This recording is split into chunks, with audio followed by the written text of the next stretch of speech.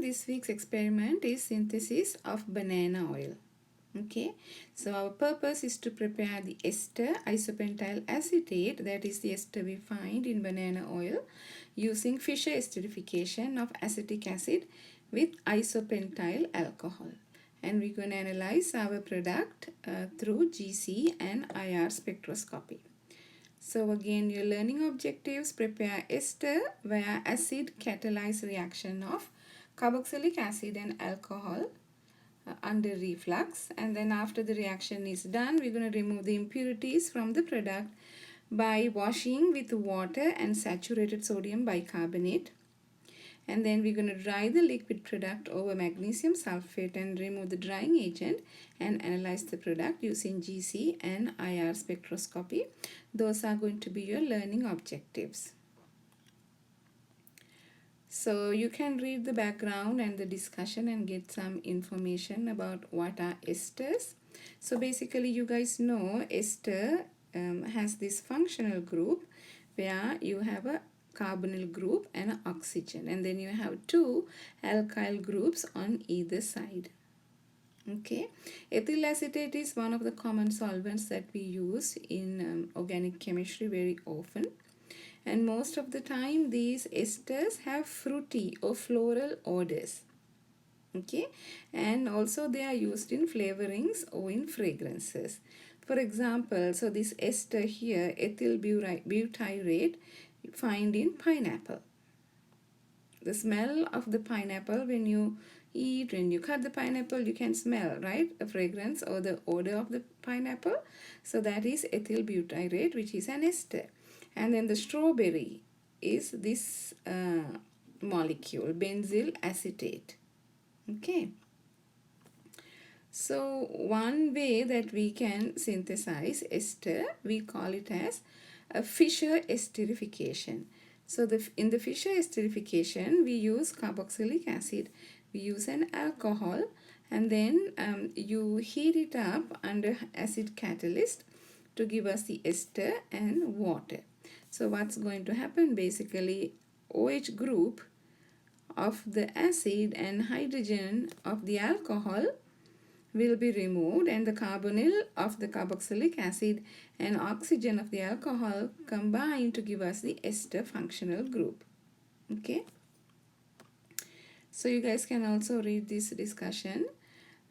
Most of the time we can use carboxylic acids for the Fischer esterification, and methanol, primary, secondary alcohols used because sometimes the tertiary alcohols can undergo dehydration, and that will give us the alkene product. Okay, we normally use concentrated sulfuric acid as the catalyst, and we also need to give heat. Heat is given as a reflux, meaning you heat it. At the same time, you don't want to lose any of the solvent, so you put a condenser on top of your round bottom flask, and it will condense and get back to the reaction flask, so we will not lose the solvent, and at the same time we can heat the reaction mixture. Okay, and also this is an equilibrium reaction, so you can see the equilibrium arrows, meaning the forward reaction and the backward reaction happens at the same time. So we're going to use Le Chatelier's principle in order to drive the reaction forward. One way is either we can remove the water as it is being formed. So you can do another distillation or an azeotropic distillation while the reaction is going on. So if you remove the product, then the reaction will go forward. So according to the Le Chatelier's principle, the reaction will proceed to regain the equilibrium. So if you lose the product, then the reaction will move forward. Another thing that we can do is we can add more of one of the reactants. So we have carboxylic acid and alcohol. If you keep on adding excess amount of reactants, then again equilibrium will shift to use up the excess reactants that you have, making the reaction go forward. Okay, so in our reaction we're going to be using more of one of the reactants. So we're going to be adding acetic acid, that's going to be one of our reactants, so we can drive the reaction forward. Okay,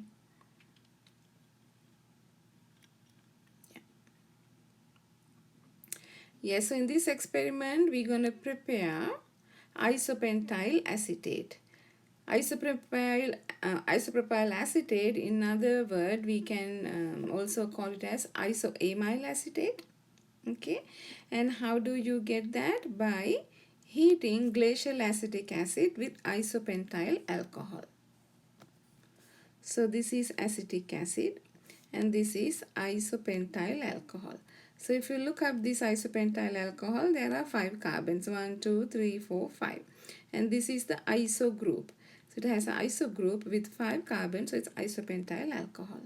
Again, this molecule, this OH and this hydrogen will be lost, and then we will get the isopentyl acetate ester functional group plus water. Okay, so how do we use Le Chatelier's principle for this experiment? We use large excess of acetic acid, which is considerably less expensive than isopentyl alcohol. So we can move the reaction forward. So this isopentyl acetate product, which has the order of bananas, which is the primary component of banana oil. Okay, so after we mix these ingredients together, all these reactants, we're going to reflux it for 50 minutes. And then we will have, since we are using acetic acid in excess, we have unreacted acetic acid. We also have some of the sulfuric acid. So we need to get rid of those before we do anything for our reactants. So what do we do is you're going to wash it by water, by washing with water any unreacted acetic acid, and sulfuric acid can remove by washing the product with the water. Okay, and then we also, after you wash it with water, you're going to also wash it by saturated sodium bicarbonate. The reason of washing with sodium bicarbonate is, even though you wash it with water, there may be some trace amounts of sulfuric acid and also acetic acid that is not being washed away with water. So sodium bicarbonate is a base, and your acetic acid and sulfuric acids are acids. So the acid-base reaction can neutralize any acids that is trapped in your organic layer, and then you can get rid of that. Okay, so that is the reason of washing with saturated sodium bicarbonate. So to get rid of any acidic impurities. Okay. Okay.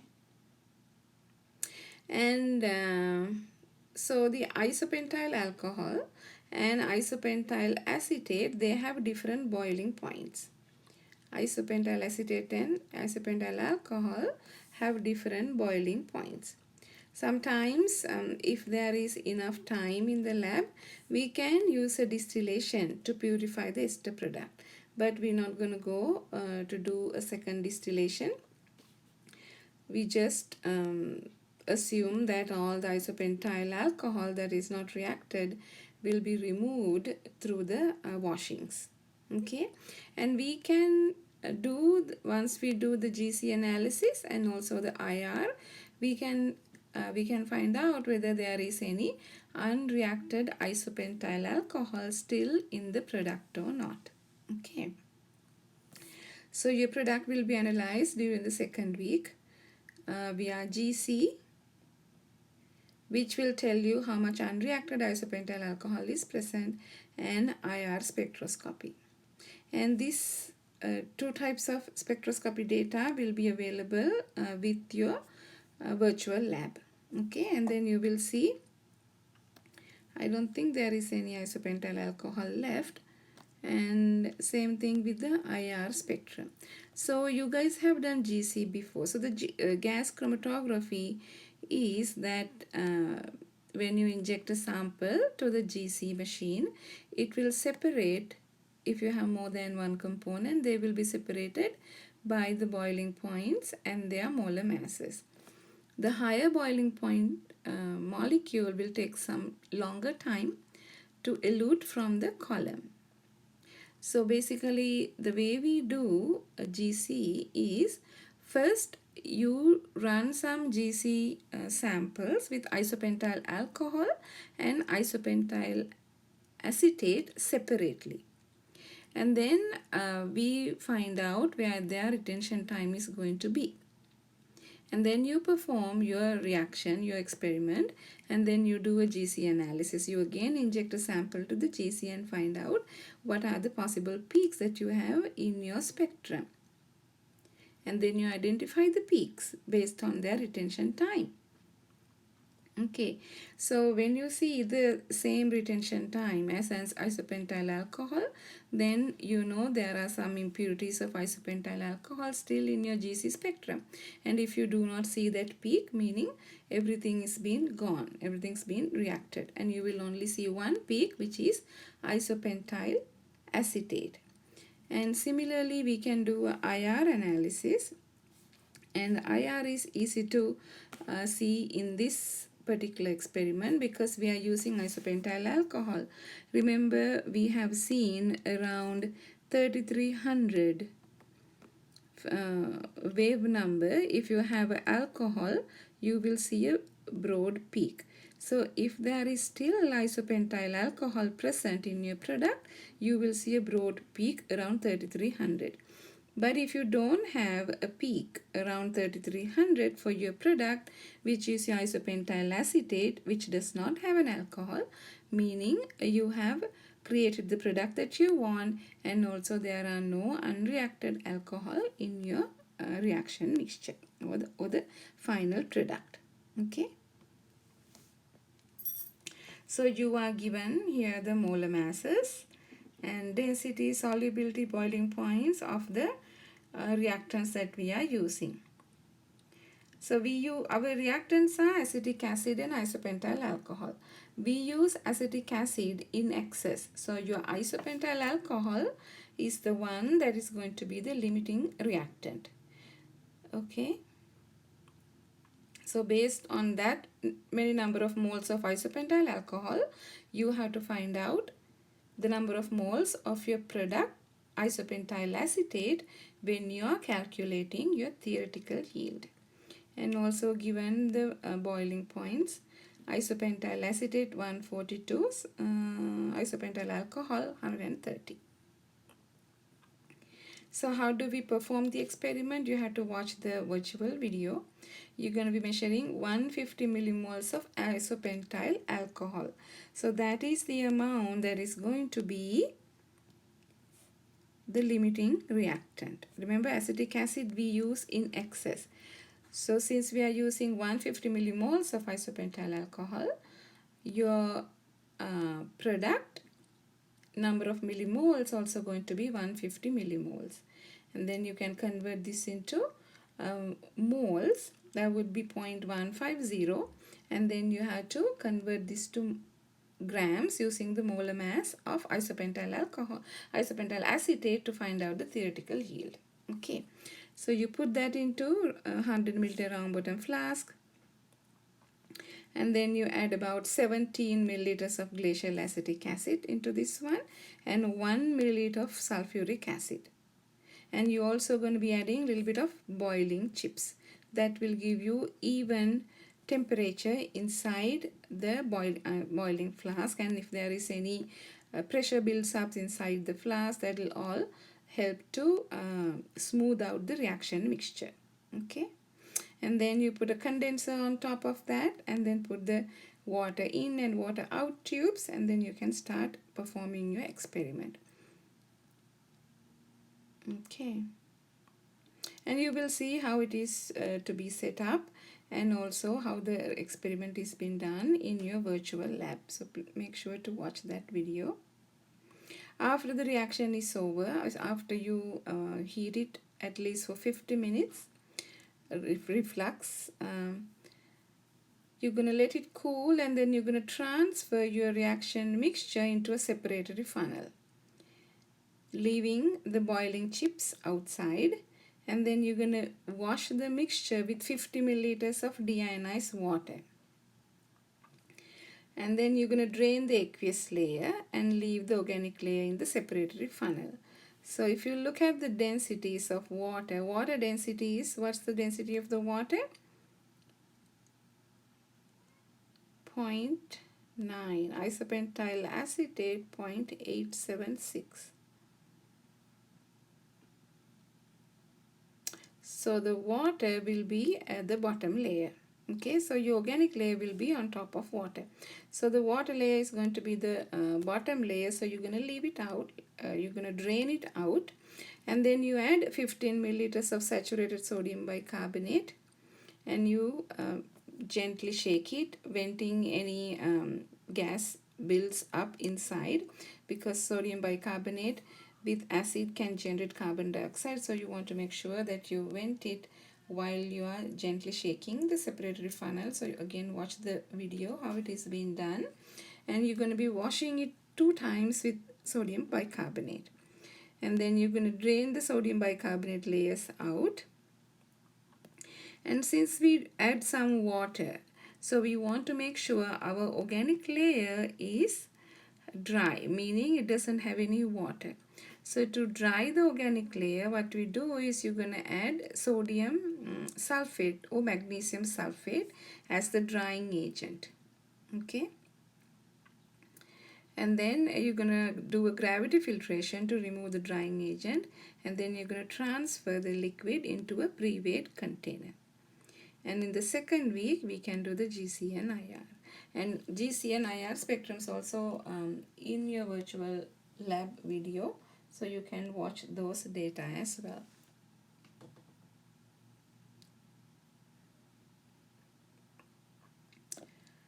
So the pre-lab questions, banana oil will be prepared by the acid catalyzed esterification of a carboxylic acid. Write the general reaction scheme for this type of reaction. So how do you write a general reaction scheme? How do you make an ester? So you use a carboxylic acid, right?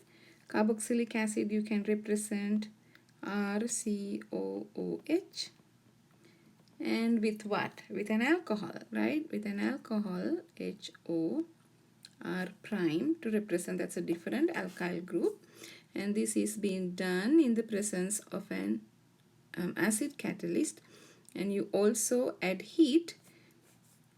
And then by removing a water molecule, you're going to be making, you don't have to put this one, but I'm just showing you, you remove a water molecule and this will give you an ester plus a water molecule. So that's the general scheme for this type of a reaction. And then it is asking you to provide a mechanism for the acid catalyzed esterification of propanoic acid. Propanoic acid is going to be the carboxylic acid, and methanol is going to be your alcohol in the presence of sulfuric acid as the catalyst. So how do you write propanoic acid? How many carbons are there in a propanoic acid? It is 3 carbons, CH3, CH2, COOH. Right? And then methanol is going to be your alcohol, CH3OH. And you are doing it in the presence of sulfuric acid, H2SO4. What is the ester that we are going to form? So it's going to be CH3CH2 COO methyl group, like that, plus water. Okay, plus water. So you need to draw the mechanism of this reaction. What is the name of this ester? That is methyl propanoate, because ester ends in OAte, methyl propanoate. Now, what is the mechanism for this reaction? What's going to happen first? First thing will be your propanoic acid carbonyl oxygen will get protonated, right? So you have a carbonyl oxygen, OH, and then you have 2 carbons. And then you have sulfuric acid. So in the acidic medium, what's going to happen is water get protonated, and you have protonated water molecules as acids. Hydronium ion, you call it as hydronium ion. So the oxygen has 2 lone pairs. So this oxygen, carbonyl oxygen, gonna go and grab a hydrogen from the hydronium ion. So you will have a protonated water molecule. You can put all of these arrows as equilibrium arrows because it's a true equilibrium. So we will see it is going through equilibrium process. It's not just one way. So now you have protonated oxygen, carbonyl oxygen. So what should be the next step? Now methanol is a neutral nucleophile. So methanol oxygen, CH3OH, now can go and attack the carbonyl carbon. And then a carbon oxygen pi bond breaks. Okay, and what we're going to make next?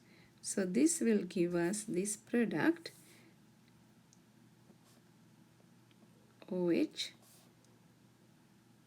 and then you have another OH here, and then you will have the methanol attack to the carbonyl oxygen, have OCH3 hydrogen, and then you have a protonated methanol attached to the carbonyl carbon, tetrahedral intermediate. What should be the next step? Excuse me. Now the hydronium ion now created a water molecule. So that water molecule, since we don't have any bases, we only have water and hydronium ions. So water molecule can come and grab this hydrogen and give its electrons to the oxygen. So now we will have a neutral methoxy group, which is this.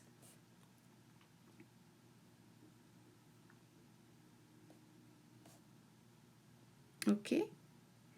Now what should be the next step?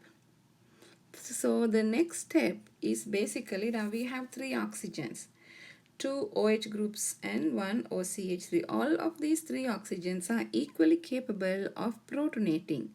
But what we're going to do is we're going to protonate one of the OH oxygens, because that is the product that we want. Okay, reaction is reversible because if the methoxy group get protonated, now it can eliminate and it can give you the starting material.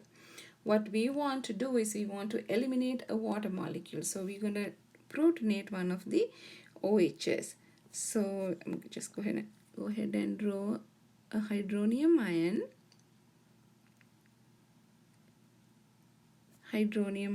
So one of the oxygens will grab a proton from a hydronium ion and will give us this molecule.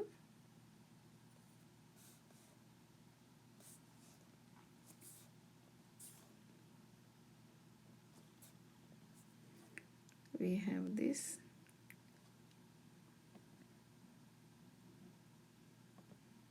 OH, protonated water molecule over there, OH, OCH3. Okay, what happened next is, now since you have a protonated water molecule, so you can leave this as a good leaving group.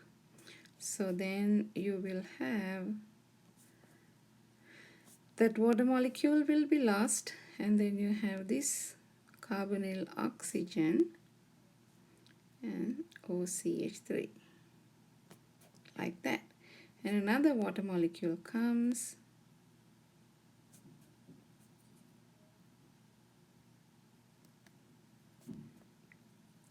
and take this excess hydrogen and complete the process of formation of ester. Okay, plus H3O plus. So sulfuric acid is the catalyst. So you can see hydronium ion, which is our catalyst, regenerates at the end. Okay, so this is the mechanism for the acid catalyzed esterification of propanoic acid and methanol to give you methyl propanoate. Okay. Now, question 3. It is also possible for this reaction to proceed in reverse. Draw a mechanism for the acid catalyzed hydrolysis of your product from question 2. So the hydrolysis is breaking the ester to give you back your starting material, which is propanoic acid and methanol. So this is our product. Even though I show you these mechanisms, I would like you guys to first work out your own way how to do the forward reaction and the backward, and then you can check these mechanism and see if you also get the same thing.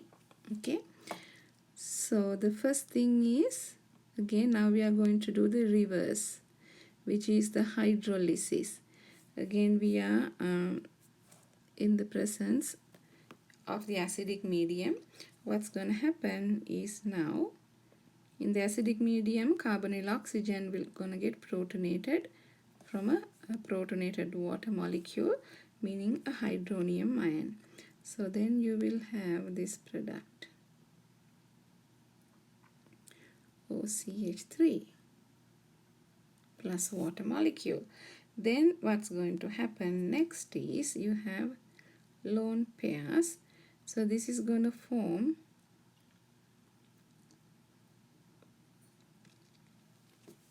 okay, so once this intermediate is being formed, our goal is to remove the methoxy group. Okay, another water molecule. So this is happening in the acidic medium. So once hydrogen is lost, you're going to have a water molecule. So the water molecule goes and attack the carbonyl carbon. Okay, so then what's going to happen? You will have this product, OH, and then you have O methyl, and then you have O oxygen with 2 hydrogens.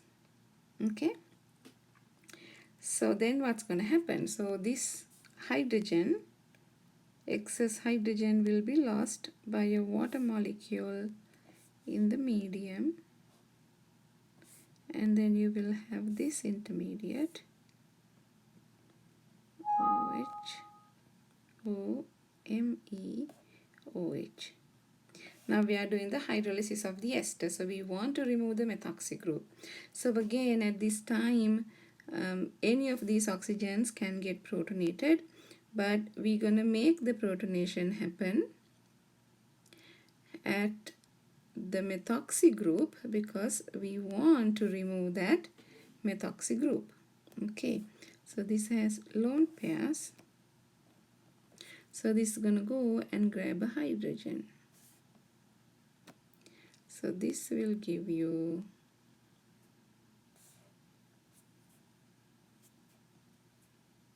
this product.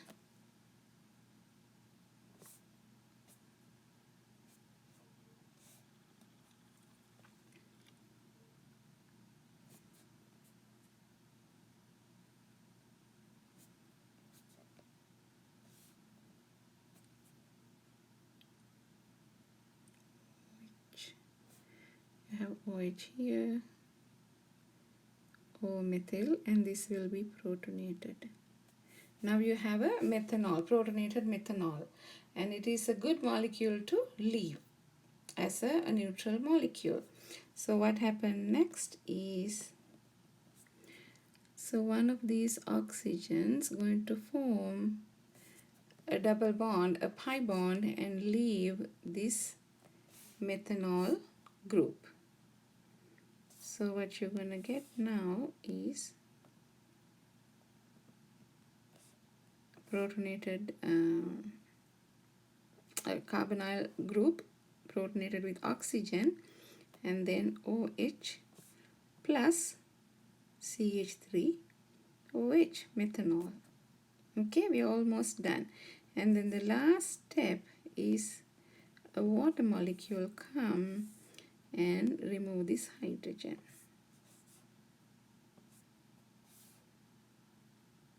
This will give you the product, propanoic acid and methanol. So that's it. That is the hydrolysis of the ester. Okay. How is Le-Chatelier's principle used? We talk about it. You can write it down. What is the purpose of water wash? We talked about it, and also the purpose of the wash with bicarbonate. I explained it to you in this section, so you can refer to those. Theoretical yield and the percent yield.